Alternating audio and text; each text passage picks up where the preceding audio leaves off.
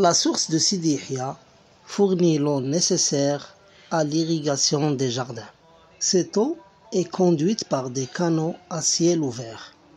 Une faible partie seulement pénètre en ville où elle est utilisée. La rivière de Sidi Yahia a environ 3 mètres de large.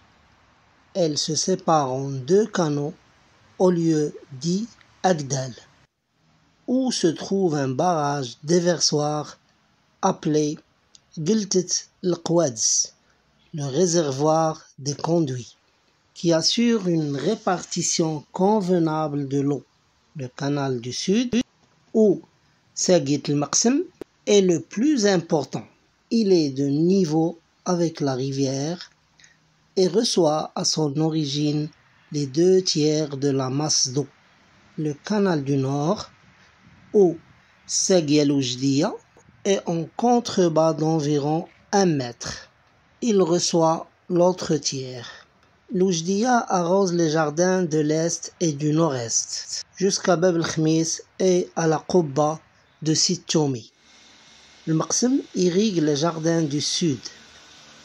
Il se divise après avoir pénétré dans l'oliveraie et donne naissance à la Seguia Bel Abd qui dessert les jardins du centre.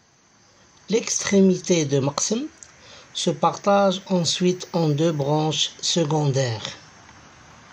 Sidrat Chlaf, qui alimente la Kasbah à l'aide de tours d'eau constitués en habous, et Met'addia, qui amène l'eau jusque dans les groupes de jardins de l'ouest.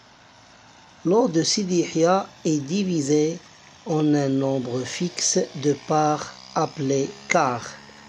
Un quart d'eau est en principe égal au tiers du débit total de la source servie tous les 17 jours pendant le quart d'une journée ou le quart d'une nuit.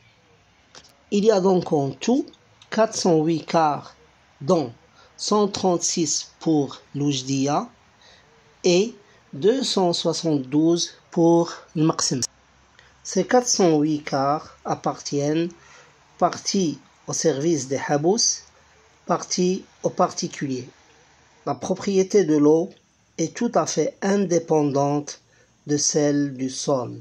On peut posséder des parts sans avoir des jardins. Il y a environ 150 propriétaires de parts d'eau, d'après le capitaine français Louis Voineau.